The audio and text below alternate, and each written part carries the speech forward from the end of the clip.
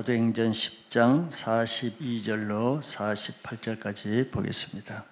우리에게 명하사 백성에게 전도하되 하나님이 살아있는 자와 죽은 자의 재판장으로 정하신 자가 곧 이 사람인 것을 증언하게 하셨고, 그에 대하여 모든 선지자도 증언하되 그를 믿는 사람이 다 그의 이름을 힘입어 죄 사함을 받는다 하였느니라. 베드로가 이 말을 할 때 성령이 말씀 듣는 모든 사람에게 내려오시니, 베드로와 함께 온 할례 받은 신자들이 이방인들에게도 성령 부어 주심을 말미암아 놀라니, 이는 방언을 말하며 하나님 높임을 들으리라. 이에 베드로가 이르되 이 사람들이 우리와 같이 성령을 받았으니 누가 능히 물로 세례 베품을 금하려 하고 명하여 예수 그리스도의 이름으로 세례를 베풀라 하니라. 그들이 베드로에게 며칠 더 머물기를 청하니라. 아멘. 오늘 말씀은 새로운 문을 여는 사람, 이런 제목으로 말씀을 나누겠습니다. 이번 주간은 설 명절이 있는 주간이죠. 모든 가정에 하나님께서 새해를 행하시는 놀라운 명절 보내시기를 축복합니다. 아직도 우리나라에는 예수를 믿지 않는 사람들이 믿는 사람보다 더 많이 있죠. 그래서 명절 때마다 제사를 지내는 가정이 상당히 많습니다. 물론 현대에는 이제 간소화되고 귀찮고 또 해서 제사가 많이 없어지긴 해도, 그래도 아직 명절 때마다 제사가 많이 드려지죠. 믿는 가정에서도 믿지 않는 가족들 때문에 마음이 상한 채로 제사를 드리는 그런 아픈 가정도 많이 있습니다. 또 예수를 믿는 가정이라 해도 믿음이 없이 교회만 다니는 또 그런 가족들도 많이 있죠. 자, 그런 가정에서는 이제 이 명절이 하나의 선교지요 사명지라고도 할 수 있습니다. 이런 가정에 복음하는 누구나 다 원하겠죠. 여러분들이 예수 믿고 나면은 뭐 다 자기 가족이 가장 안타깝지 않겠어요? 네. 저도 우리 가정 가문에서 예수를 처음 믿고 나서 많은 어려움이 있죠. 제사를 조상 대대로 드리는 가문인데, 그래도 우리 부모, 형제들을 위해서 기도가 제일 먼저 되는 것은 부모, 형제들이죠. 그래도 예수를 믿고 나서부터 부모, 형, 가족들이 예수 믿을 때까지 과장인 줄 몰라도 제 기억으로는 하루도 빠지지 않고 매일 기도했던 것 같아요. 물론 빠진 적도 있을지 몰라도, 심지어는 군대 3년 있을 동안에도, 그 힘든 군대 생활에도 빡빡한 일정에도 시간이 없었는 화장실에 가서라도 제가 가족 구원을 위한 기도는 빠뜨리지 않았던 것 같아요. 제 기억이 다 정확하진 않지만 그 정도로 간절히 기도했는데도 1년이 지나도 꿈쩍도 안 하고, 2년 지나도 흔적도 없고, 3년, 4년 정말 포기하고 싶기도 하고 답답하기도 했죠. 근데 무려 7년 걸렸습니다. 7년 만에 가족 구원이 이루어지는데요. 여러분들도 이런 명절 때 되면 믿지 않는 가족 때문에 기쁜 것이 아니라 마음이 좀 무겁죠. 더구나 제사를 지내는 가족이 있으면 더 마음이 무겁죠. 자, 이것은 우리가 감당해야 될 하나의 앞에 하나의 사명입니다. 사명이라고 생각해야지 운명이라고 생각할 필요는 없습니다. 그래서 이런 가정은 저절로 복음화되지는 않죠. 누군가는 복음을 위해서 썩어지는 한 사람이 있어야만 됩니다. 저절로 되는 건 아니에요. 그래서 성경에는 이런 복음 문을 여는 개척자를 통해서 복음이 들어가지, 전하는 자가 없는데 어떻게 복음이 들어갈 수 있고, 썩어지는 사람이 없는데 어떻게 저절로 가정이 복음화가 되겠습니까? 요한복음 12장 24절에 예수님이 친히 자신을 두고 이런 말씀을 하셨어요. 내가 진실로 진실로 너희에게 이르노니 한 알의 밀이 땅에 떨어져 죽지 아니하면 한 알 그대로 있고 죽으면 많은 열매를 맺느니라 그랬어요. 이게 구원의 원리입니다. 하나님이신 예수님이라 하실지라도 편하게 말로만 그냥 인류의 구원이 이루어지지 않았죠. 예수님이라 할지라도 십자가라는 큰 갑지부를 했어요. 하늘의 밀이 땅에 떨어져 죽지 아니하면, 죽는 거 쉽지 않잖아요. 죽지 않으면 하늘 그대로 있대요. 내가 비록 가정에서, 가문에서 예수를 처음 믿고 정말 귀한 값진 구원을 받았다 할지라도 내가 한 번도 가족을 위해서 전도하고 십자가를 지고 그들을 섬기고 복음 전하고 이런 일을 하지 않고 그냥 가만히 있으면은, 그래서는 안 되겠지만 자기 혼자 믿다가 없어지는 인생이 되잖아요. 가족은 그대로 믿지 않고 자기 혼자 나는 예수 믿었다 그걸로 만족하고 그냥 있다가 가족은 그대로 있고 자기 혼자 천국 가는, 그건 너무 초라한 구원이고 하나님 앞에 가면 좀 부끄러운 모습이죠. 그럴 수도 있는 거예요. 자기가 죽지 않으면 하늘 그대로 있다 그랬잖아요. 자기 혼자 그대로 있는 거예요. 뭐 그런 가정도 없지 않아 있겠죠. 사명을 감당하지 않는 모습이라 할 수 있습니다. 근데 많은 열매를 맺으려면 죽으면 많은 열매를 맺느니라 그랬어요. 갑집을, 희생이 필요한 것입니다. 십자가 필요한 거예요. 예루살렘 교회가 그냥 자기들만의 복음을 가지고 즐겁고 행복하게 누릴 때 사명이 있는데, 예루살렘과 유대와 사마리아와 땅끝까지 이르러 복음을 전하는 사명이 있는데 자기들끼리 고안에 죽지 않고 가만히 있을 때 스데반이라는 한 성령 충만한 이런 집사를 통해서 복음을 전가하다가 순교당하는 사건을 통해서 하늘의 밀이 땅에 떨어져 순교라는 죽음으로 썩을 때 그 사건을 통해서 예루살렘 교회가 안디옥으로 세계로 뻗어나갔단 말이에요. 하나님의 원리죠.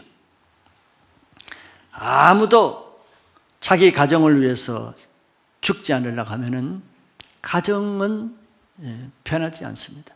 아무도 자기 나라를 위해서 복음에 헌신하지 않으려면 그 나라에는 소망이 없죠. 아무도 자기 캠퍼스를 위해서 자기 인생 희생하지 않고 자기 혼자 예수 믿고 누리고 천국 가려면 그 캠퍼스에는 소망이 없어요. 그러나 하나님 앞에 가면 부끄럽죠. 자기 소명, 사명을 감당하지 않은 채 주님 앞에 가게 되는 겁니다. 자, 이번 설 명절에 우리는 뭐 나라 민족 시대 다 있지만서도 그 출발은 가정입니다. 일단 설을 가정에서 보내겠죠. 자기 가정에 복음의 문을 여는 그런 복음의 개척자가 한번 되어보시기 바랍니다. 불신 가정에는 구원의 문을 여는 개척자가 되시고, 또 비록 믿는 가정이라 할지라도 믿음이 식어지고 정체되고 침체된 가정에는 다시 성령의 불을 던지는 개혁자가 되는 멋진 설명자를 한번 보내시길 바랍니다. 그러면은 다음 주 주일 예배 때 여러분들 모습이 달라질 거예요.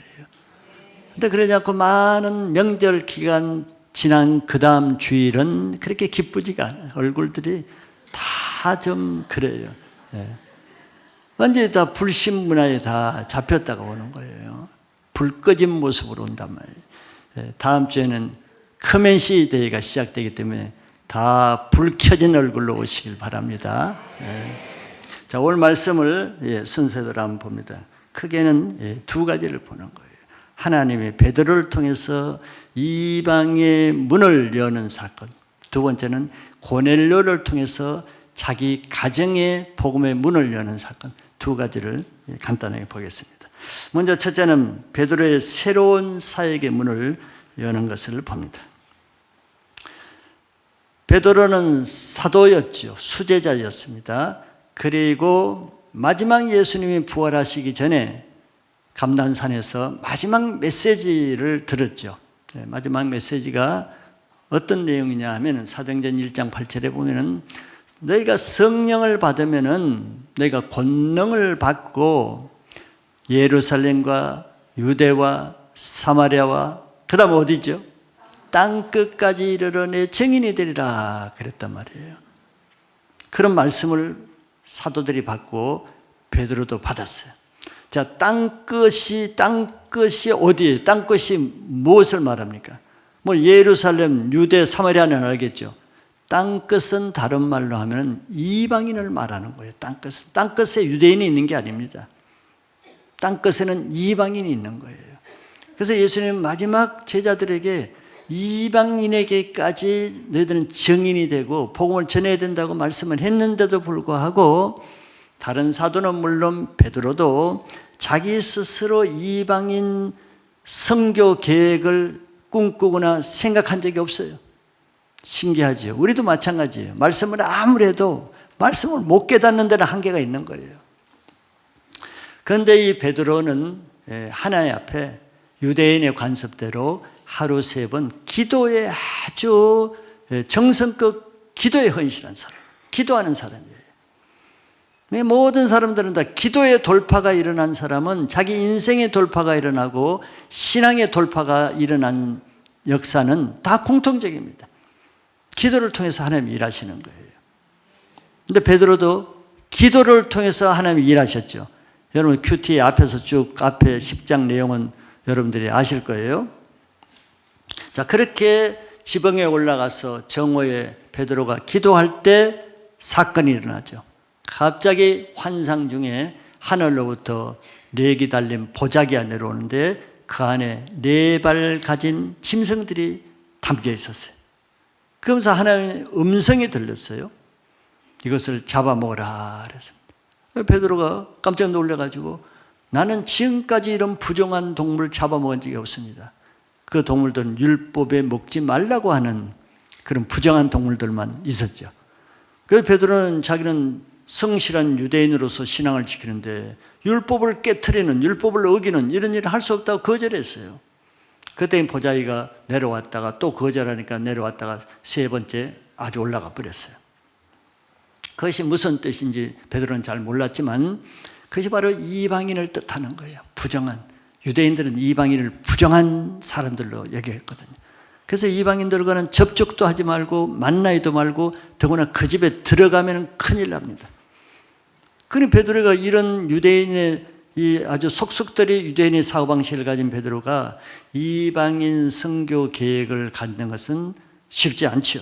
그런 상태에서 하나님이 이 베드로를 강권적으로 환상을 통해서 음성을 통해서 역사하는 거예요. 기도할 때.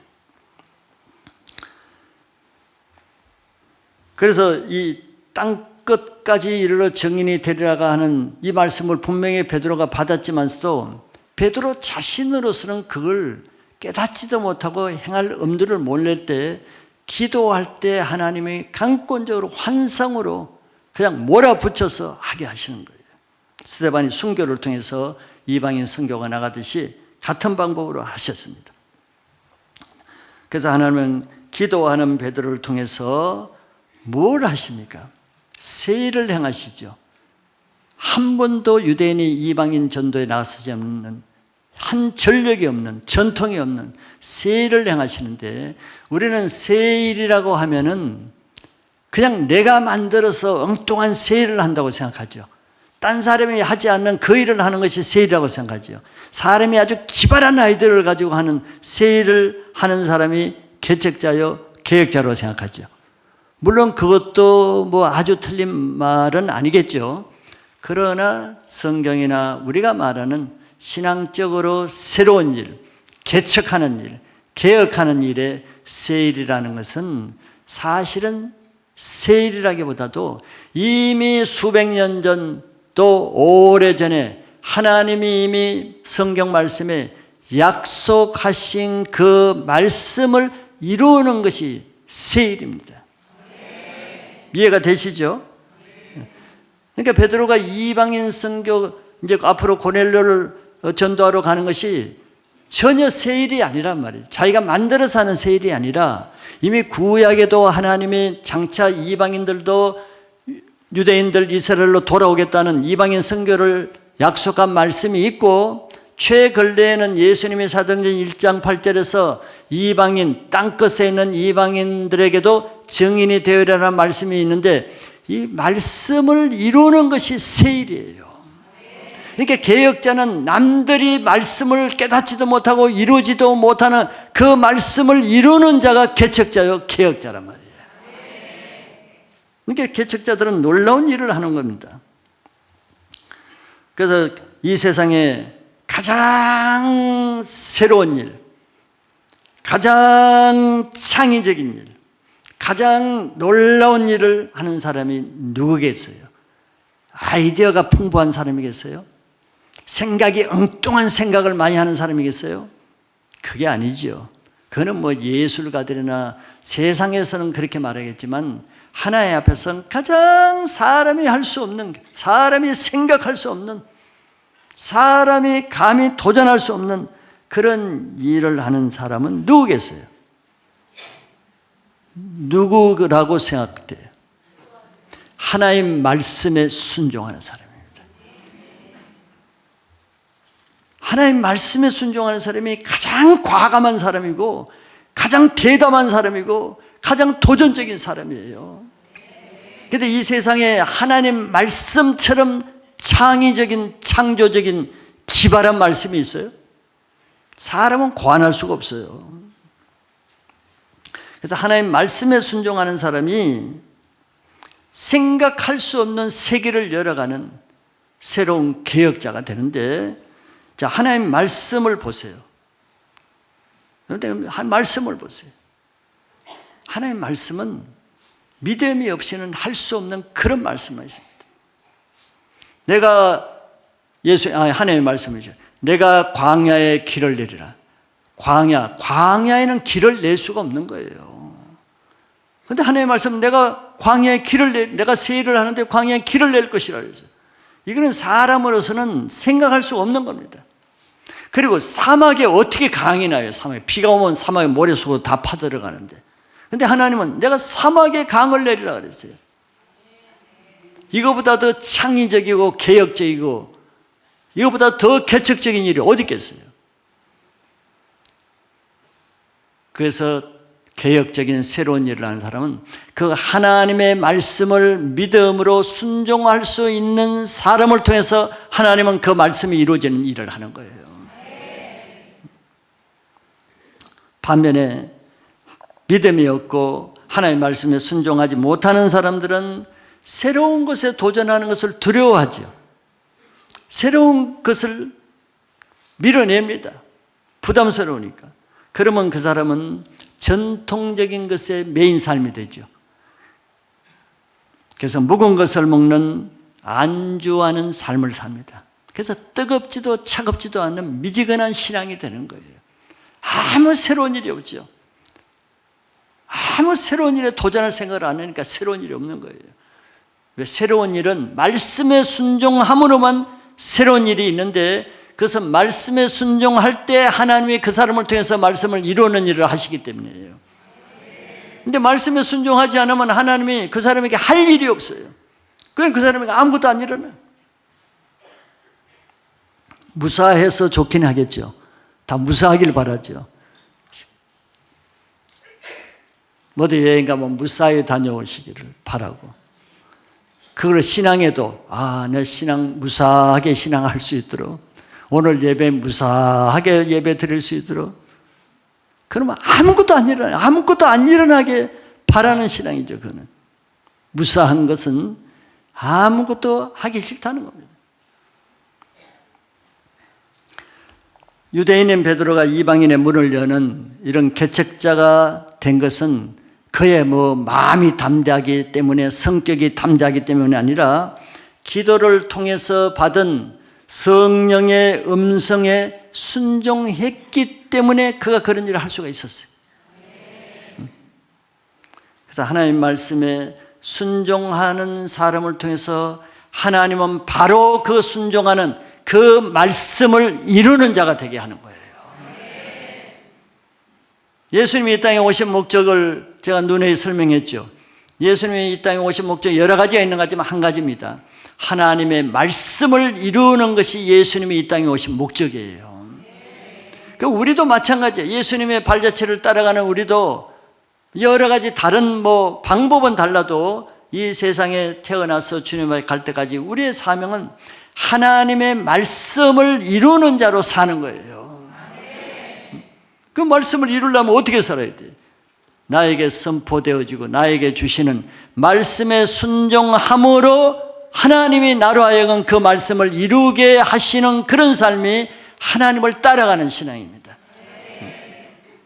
예레미야서 33장 2절에 이런 말씀이 있습니다.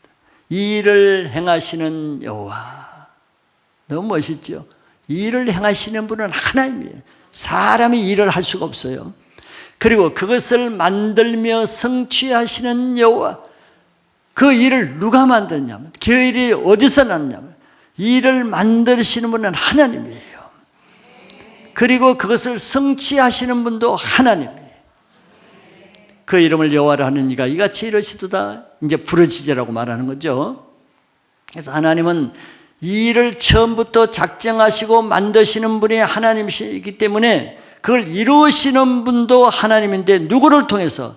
너는 내가 부르짖으라. 내가 응답하였고 내가 알지 못하는 크고 비밀한 것을 내게 보이리라. 기도하는 자를 통해서 성취하시고 이루신다는 거예요. 그래서 하나님은 이전에 없었던, 또 이전에 생각지도 못한 그런 일을 행하시는 모든 일들은 다 하나님이 만드신 겁니다. 그 하나님이 만드신 모든 일들은, 다시 말하지만 중요한 것은 갑자기 엉뚱하게 나타난 것이 아니고 100년 전, 500년 전, 1000년 전에 하나님이 이루실 것을 기록해 놓은 그 말씀을 그 때를 따라서 그에 맞게 그때 하나님의 말씀에 순종하는 사람을 통해서 하나님이 원하는 일을 하나님의 때에 하나님의 사람을 통해서 하나님의 말씀을 이루시는 일을 하는 거예요. 그 일에 쓰임받는 사람이 하나님의 사람입니다. 그렇지 않은 사람은 교회를 다니고 신앙을 해도 하나님과 상관없는 삶을 살아요. 구체적으로는 하나님의 말씀과 상관없는 삶을 살아요. 이번 주에 하나님의 말씀이 선포돼도 일주일 동안 예배를 드리나 안 드리나, 말씀을 들으나 안 들으나 똑같은 삶을 사는 사람, 하나님과 상관없이 사는 거예요. 그런 사람을 통해서 어떻게 말씀이 이루어지겠어요? 그런 신앙을 하는 사람이 적지 않지요.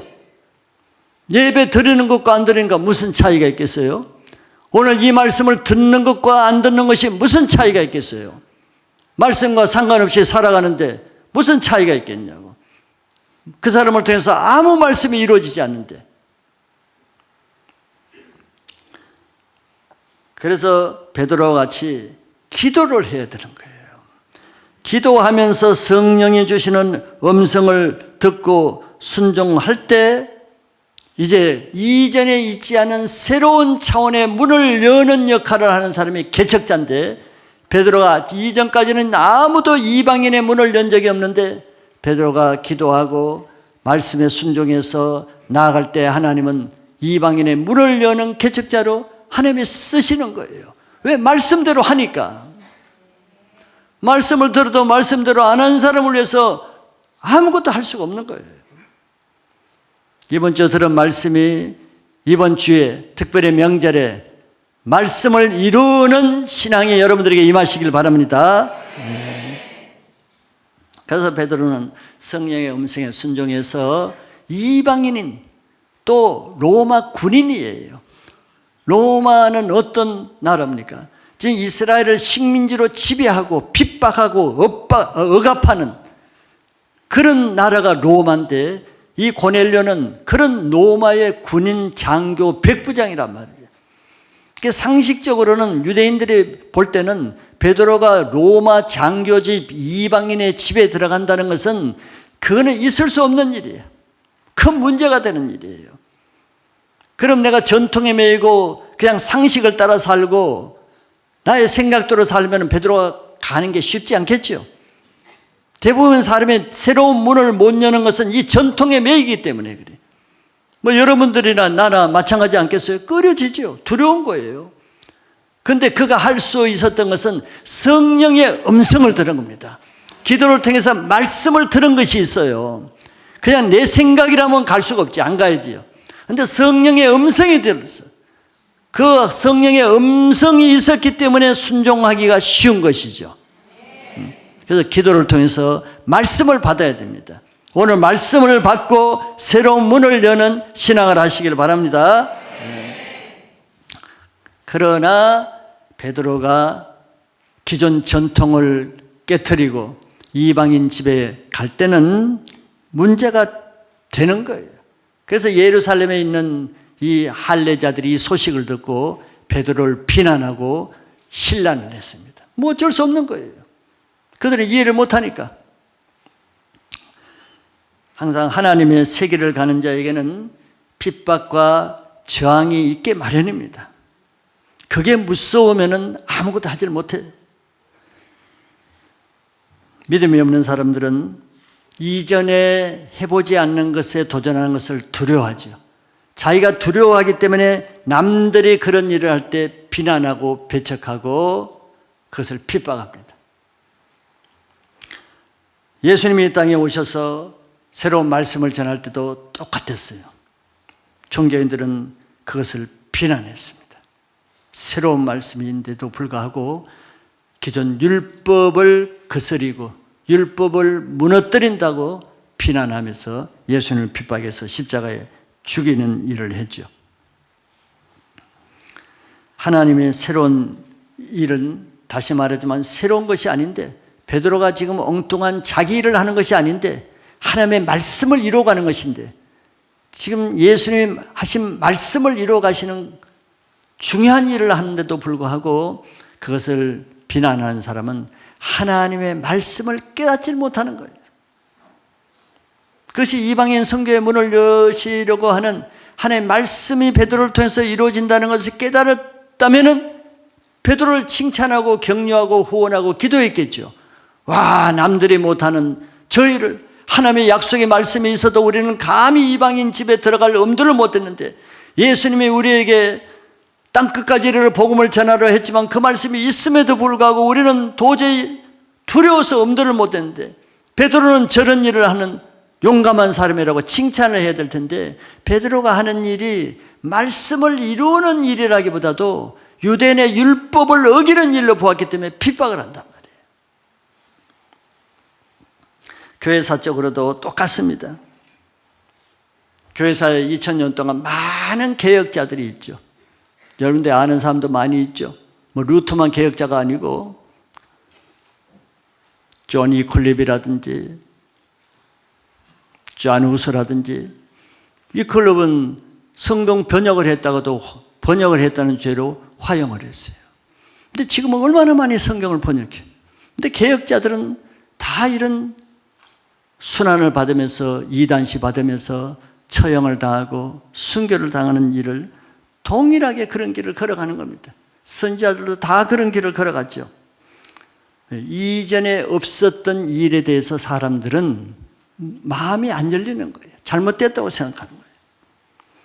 그런데 그것을 이해하지 못하는 사람들이 한 몇백 년이 지나가 보세요.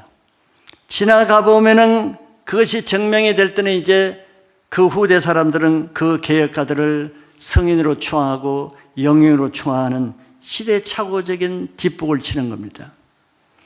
갈릴레오가 지동설을, 아니 지구가 돈다고 할 때 모두 다 반대해서 이단으로 취향됐습니다. 갈릴레오도.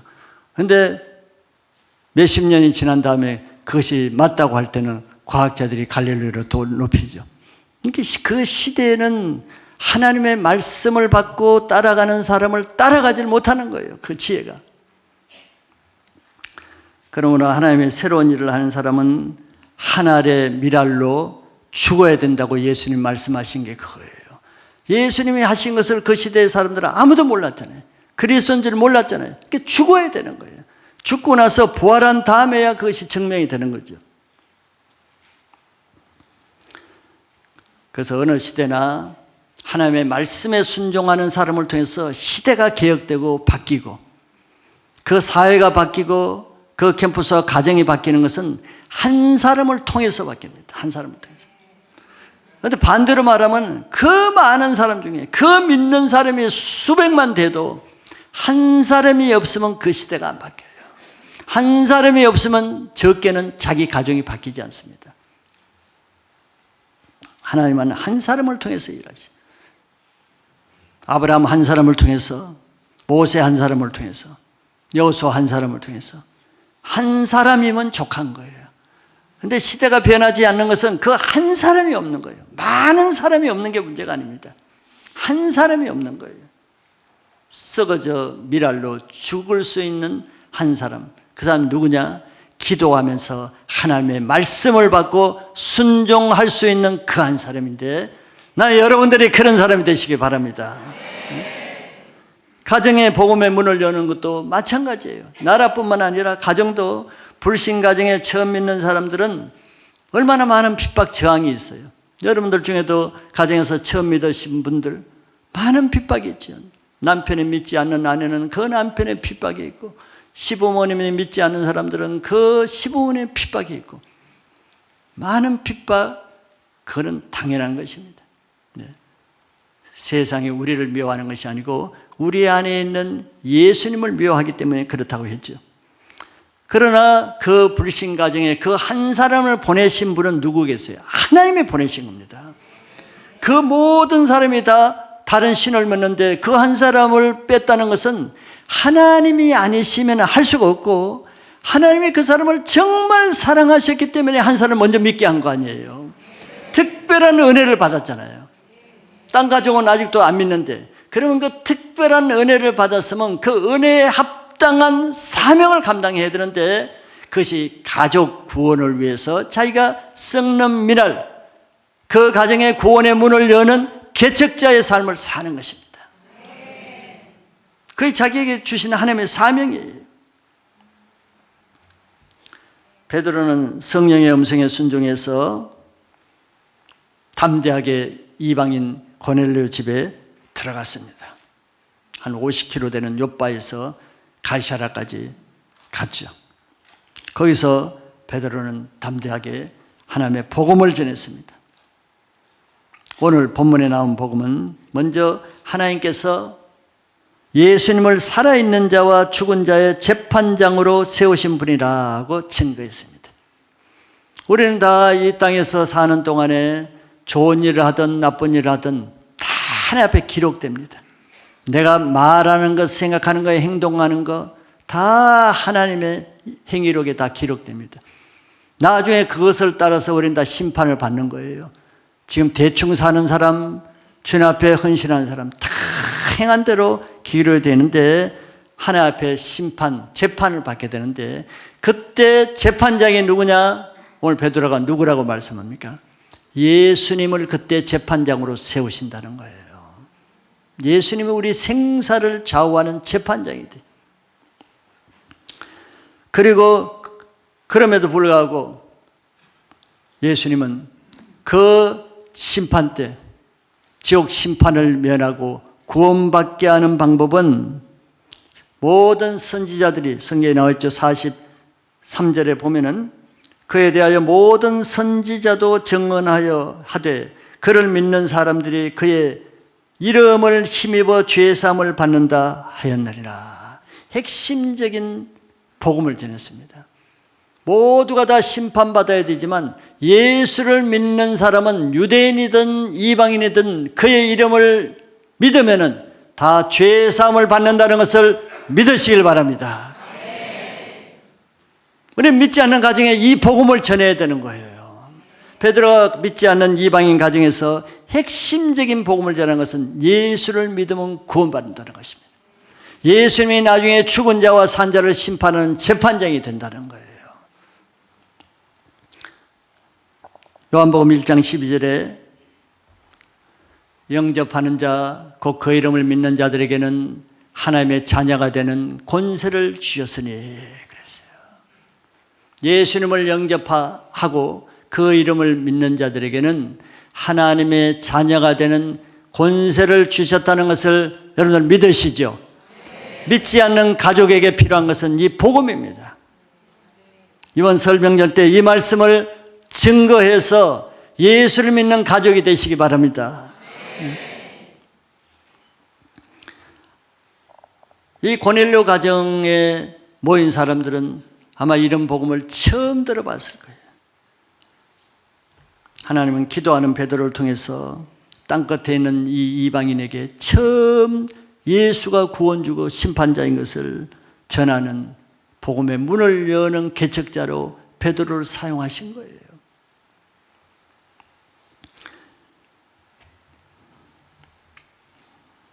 베드로와 같이 복음의 문을 여는 개척자는 기도하는 자고, 기도할 때 성령의 음성을 들은 자고, 들은 그 말씀에 순종할 때 이전에 아무도 하지 않는, 아무도 가보지 않는 그런 일을 하는 문을 여는 자로 사용하시는데, 여러분들이 그런 삶을 소원해서 그런 삶을 살기를 바라요.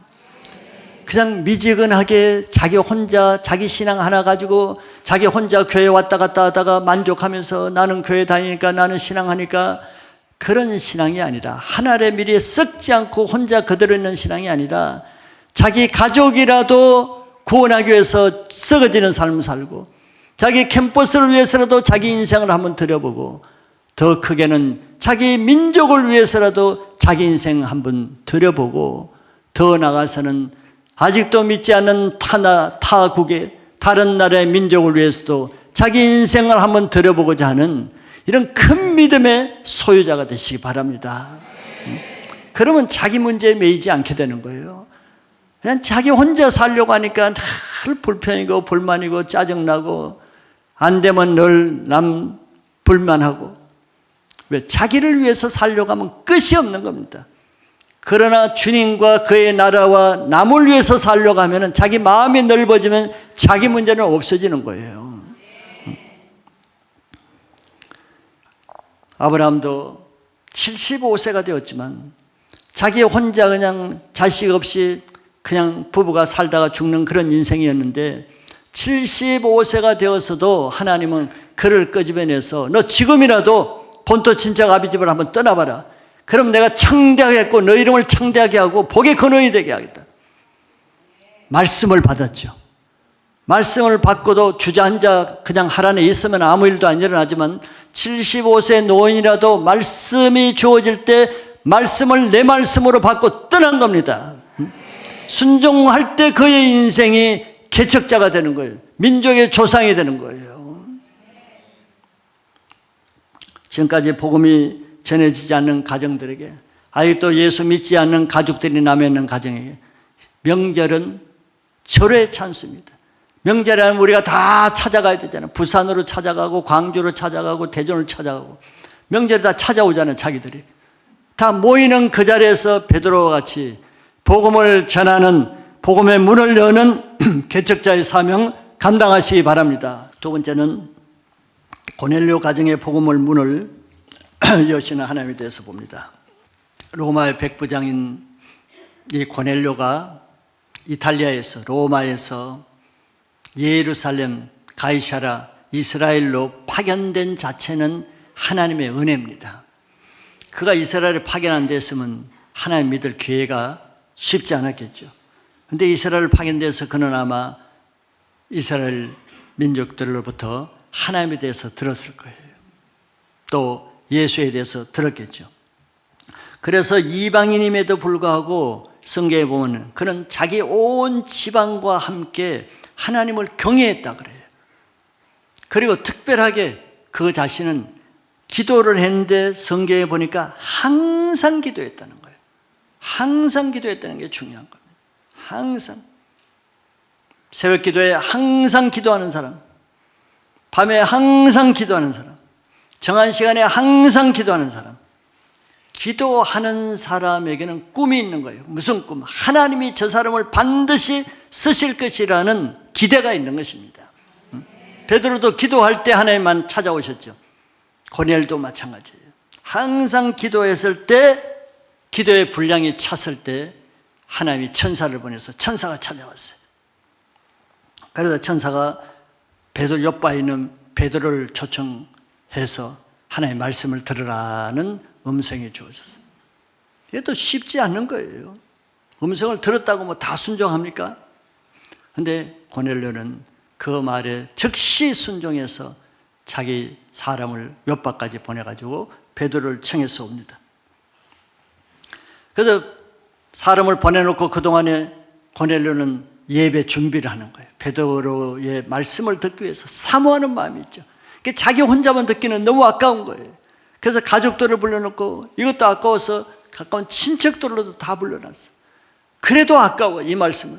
그래서 자기 가까운 친구까지 다 불렀어요.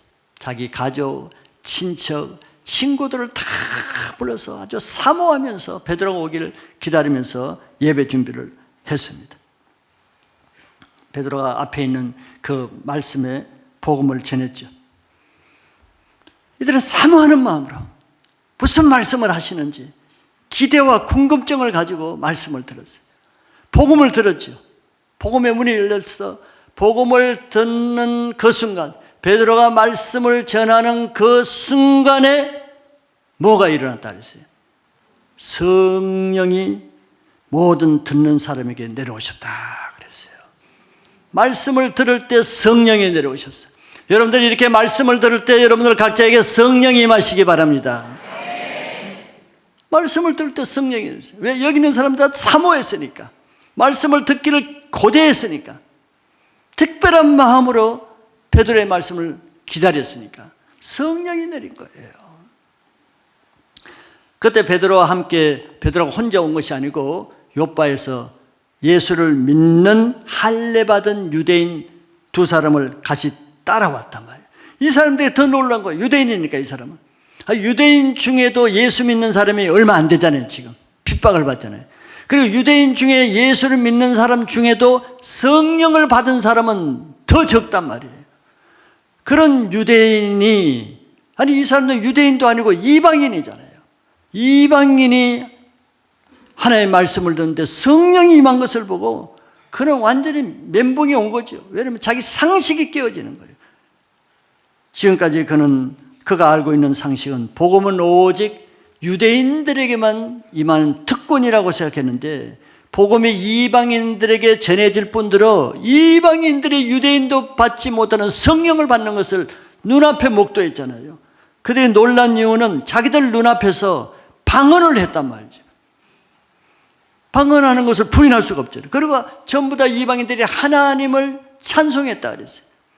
현장에서 그들이 방언하고 찬양하는 것을 목도한 그것으로 인해서 그들이 놀랬다고 한 거예요. 놀라운 일이죠. 하나님은 베드로를 통해서 전통적으로 유대인들이 가지고 있는 이방인에 대한 기존 관념을 완전히 깨트려버렸어요. 네 발 가진 짐승을 잡아먹으라는 하나님의 말씀이 그대로라는 거예요. 기존 틀을 깨트리는 거예요. 잡아먹을 수 없는 것을 잡아먹으라는 것이 지금 현실로 나타났단 말이에요. 말씀에 순종하는 베드로를 통해서 전통적인 유대 종교 개념을 완전히 깨트리고 고넬료 가정에 복음의 문을 여는 새로운 역사의 장을 여는 일에 베드로가 사용된 거예요. 그리고 고넬료 편에서는, 이 고넬료는 자기 가정과 친척 친구들에게 최초의 복음의 문을 여는 개척자로서 이 고넬료가 쓰임 받는 것입니다. 두 사람의 특징이 뭐예요? 같은 거예요. 두 사람의 특징이, 고넬료도 베드로와 같이 기도했죠. 고넬료도 베드로와 같이 천사들의 음성을 들었죠. 고넬료도 베드로와 같이 성령의 말씀을 듣고 순종했죠. 고넬료도 바로 순종했죠. 세 가지가 똑같은 거예요. 기도하고 말씀 듣고 말씀에 순종할 때 하나님이 이전에 없었던 문을 여는 개척자의 삶을 살게 하신 거예요.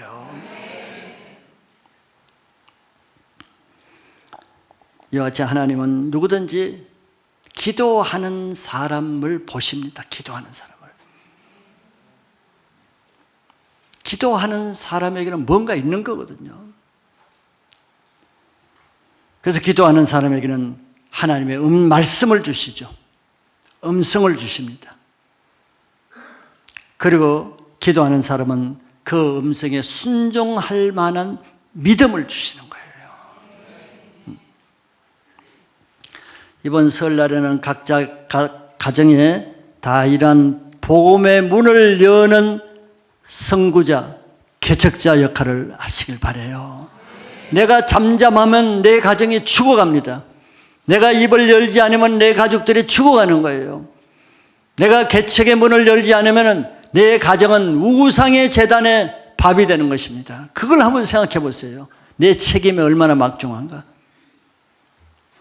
우리나라는 설 명절, 큰 명절이지만 안타깝게도 제사를 지내는 것이 문제잖아요.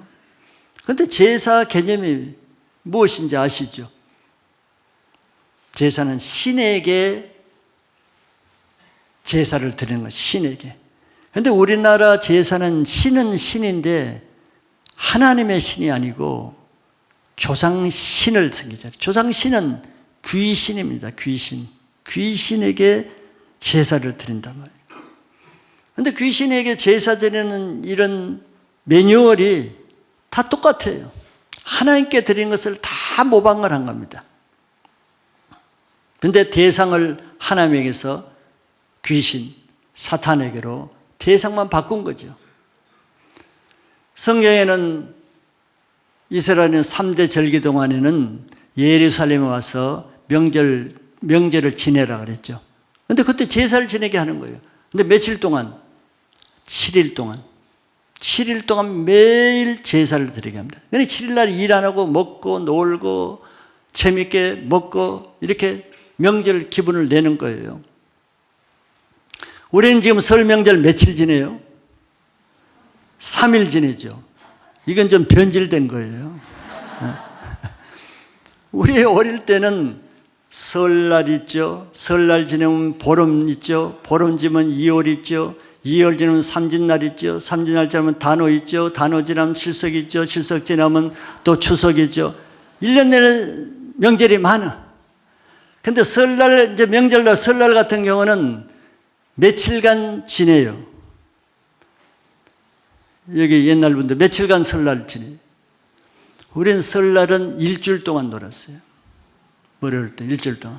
그러니까 모습이나 종들이나 일 안 해. 그러니까 명절이 제일 좋은 거예요. 계속 먹고 쉬고 윷놀이하고 놀고 하는 게. 왜 하필 5일도 아니고 8일도 아니고 일주일이겠어요? 성경에 하나님이 일주일을 지내라 했어요. 귀신들은 귀신같이 그걸 알고 모방을 해서 귀신을 섬기는데 하나님이 섬기는 그걸 그대로 따서 그대로 지키는 거예요. 그런데 변질돼서 이제 3일 지내는데, 자, 이렇게 우리는 조상신을 섬기는 것이 뿌리 깊이 내려 있습니다. 근데 하나님이 제일 싫어하는 게 우상숭배잖아요. 귀신 섬기는 거 제일 싫어하잖아요. 근데 그것이 멀리 있는 것도 아니고 자기 가정의 친척 안에 얼마나 많은 가정마다 제사를 지내요. 이거는 정말 우리 그리스도인으로서는 너무 하나의 마음을 가지고 아파야 될 문제입니다. 자, 이게 고넬료 가정을 보세요. 로마에는 우리보다 우상이 더 심한 데가 로마입니다. 로마 신하들이 얼마나 많아요. 그리스 신하 이런 거지. 고넬료도 조상 대대로 아마 우상을 섬긴 그런 가정이었을 거예요. 그런 로마 백부장인 고넬료 가정이나 우리 가정이나 별반 똑같지 않아요. 우리나라나 로마나 우상 섬기는 데는 똑같은 거예요. 그런데 고넬료 가정은 그 한 사람이 변화되면서 고넬료 한 사람이 복음을 받고 문을 여므로써 자기 가정과 자기 친척과 자기 친구들 가정까지 복음으로 변화시키는 개척의 조상이 됐잖아요. 이것은 성경에 왜 이런 것을 기록해 놨겠어요? 믿지 않는 가정에 복음의 문을 여는 방법을 소개해 주는 것입니다. 베드로를 통해서 말씀을 들었고 우리 교회를 통해서 다 말씀을 듣잖아요. 이방인의 구원을 위해서 고넬료는 하나님의 말씀을 이루는 자가 됐어요. 이방인인데도. 놀라운 일이죠. 베드로도 이방인에 대한 하나님의 약속의 말씀을 이루는 자가 되었을 뿐더러 고넬료 자신도 이방인 구원을 위한 하나님의 말씀을 이루는 자로 지금 쓰임받는 거예요. 우리들도 마찬가지예요. 베드로는 물론 이 사건을 통해서 예루살렘에 있는 할례자들로 인해서 비난을 받고 고난을 많이 받았지만서도 그러나 역사적인 순간을 이루는, 유대인에서 복음이 이방인으로 확장되고 전달되는 이런 일에 쓰임받았어요.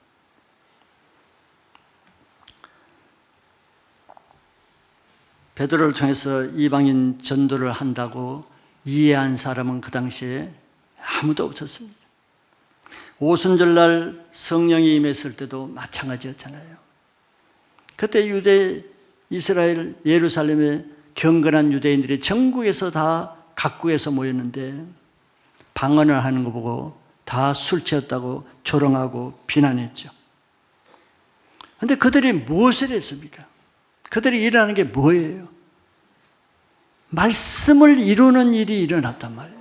그런데 경건한 유대인들은 그것이 말씀이 이루어지는 것이라는 것을 알지 못했어. 말씀을 깨닫지 못했어. 말씀을, 요엘서 말씀은 다 외워서 알고는 있겠죠. 그러나 그 말씀이 그 시대와 자신들에게 적용하는 것을 못하는 거예요. 그럼 결국 말씀과 관계없는 삶을 사는 거예요. 그런데 오순절날 방언을 하고 성령이 임하는 것이 뭐 그 사람들이 임의로 술 취해서 하는 게 아니잖아요. 이미 600~700년 전에 하나님의 요엘 선지자를 통해서 말세에 일어날 성령에 대해서 기록한 성경의 말씀을 이루는 사건이란 말이죠.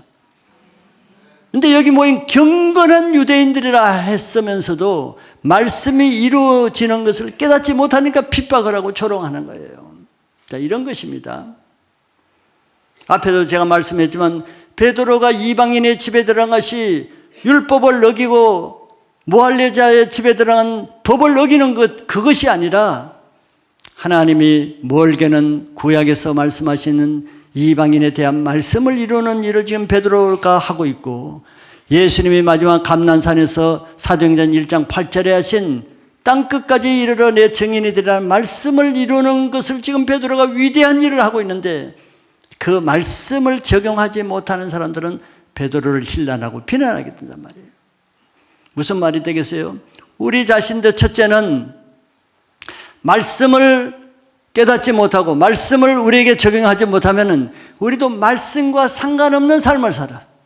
그러면서 더 큰 것은 말씀대로 사는 사람을 판단하고 정죄하고 비난하게 되는 거예요. 저것이 말씀대로 사는 것인지 깨닫지 못하니까, 저것이 말씀이 이루어지는 것을 깨닫지 못하니까 이상하게 보고 힐난하고 비난하는 일을 누가 하느냐? 말씀을 깨닫지 못하면서도 자기는 경건한 신앙을 하고 있다고 확신하는 사람들.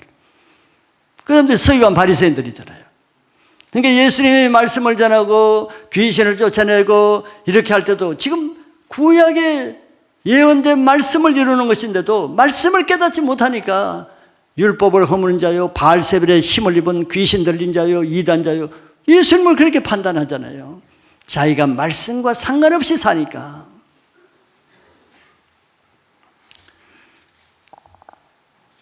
이렇게 하나님의 말씀을 이루는 일은 아무나 할 수 없습니다. 말씀을 받은 사람만이 개척적인 삶을 사는데, 이런 사람에게는 많은 저항이 있기 때문에 다들 주저해요. 내가 이러면 사람들이 비난하고 핍박받을 것을 예상하니까, 두려우니까. 그래서 기도하는 사람만이 할 수 있는 것이죠. 사람들은 영적으로 무지하기 때문에, 말씀을 깨닫지 못하기 때문에 성령을 따라서 베드로와 고넬료가 이런 거 할 때 따라가지를 못하는 거예요. 그래서 모든 당대에는 이런 사람들이 전통을 거스리고 시대를 거스르는 이단자로, 악명으로 비난받았지만 세월이 지나고 나면은 그들이 옳았구나, 뒤늦게 뒷북을 치는 일을 하게 되는 겁니다. 자기 시대를 개척하는 자는 지금까지 닦아온 그런 길을 답습하면서 그 길에 안주하는 삶을 사는 게 아닙니다. 사도 바울도 얘기했죠. 나는 남이 개척한 터를 놓아둔 이에 그 위에 건축하지 않는다고. 바울은 남들이 하지 않는 길을 개척해 나간다 그랬어요. 남들이 해놓은 일에 그냥 숟갈만 얹어가지고 하는 사람은 그냥 안주하는 삶을 살겠다는 거예요. 그런 사람을 통해서 하나님은 새 일을 할 수가 없어요. 새 일을 향한 사람은 다 기도하는 사람들입니다. 기도하는 사람은 아무나 기도하지 않죠. 기도하는 사람은 하나님에 대한 마음을 가지고 있기 때문에 기도하는 것입니다. 여러분들 하나님에 대한 열정이 없이 기도하려고 그래보세요. 새벽 기도 며칠간 하겠어요? 하나님에 대한 마음이 없는데 일로서 기도를 하려고 그러면 며칠간 하겠냐고. 일로서는 하나님 일 못 감당하는 거예요. 오래 못 갑니다. 피곤하고 지치고 힘들면 작심삼일 되는 거예요. 그러나 하나님에 대한 열정, 나는 하나님을 위해서 살고자 하고 하나님의 말씀을 좀 그대로 순종해서 살고자 하고 이런 사람이 기도하게 되고 그런 사람의 기도는 기도가 다른 거예요. 왜? 하나님이 들으시는 기도입니다. 그러면 하나님이 그 사람에게 말씀을 주세요. 성령을 통해서 말씀을 주시고 천사를 통해서 말씀을 주시고 환상을 통해서 말씀을 주시고 그때 그 사람에게 주시는 말씀은 하나님이 그 사람을 통해서 그 말씀을 이루시겠다는 의지의 표현입니다. 그래서 그 말씀에 순종하면 그 말씀을 이루는 자가 되는 거예요. 그 사람이 개척자입니다. 새 시대를 열어가는 거예요. 새 시대를 열어가는 사람하고 그 뒤를 그냥 따라가는 사람하고는 천지 차이죠. 나는 여러분들이 새로운 길을 열어가는 개척자가 되시기 바라요. 찬양에도 웨이메이커라는 유명한 찬양이 있죠. 길을 만드는 자, 길을 따라가는 사람이 되기보다는 길을 만드는 자가 하나님의 쓰임받는 자입니다. 그런 사람을 통해서 한 시대가 변할 수 있고 한 사회가 변화되고 한 캠퍼스가 변화되는데 나는 이런 명절에 여러분들 가정에 정말 이런 비전을 가진 사람이 여러분들 가정을 변화시키는 가정의 개척자가 되시길 바랍니다. 명절을 그냥 식구들과 모여서 먹고 마시고 즐겁게 그것도 중요하지만 그걸로 끝나면 좀 그러잖아요. 하나님의 명절에 두신 사명이 있을 텐데 모이게 된 이 중요한 뜻이 있을 텐데 모임 가운데 여러분들 복음을 증거하고 찬양하고 예배드리면서 복음이 선포되어서 귀신에게 제사 드리는 가정에는 그 가정의 제사가 파해지고 불신 가정에는 복음의 증거되게 하시고 믿음이 있으면서 형식적인 가정에는 예수님의 불을 던지는 개혁자가 되시기를 축복하고 축복합니다.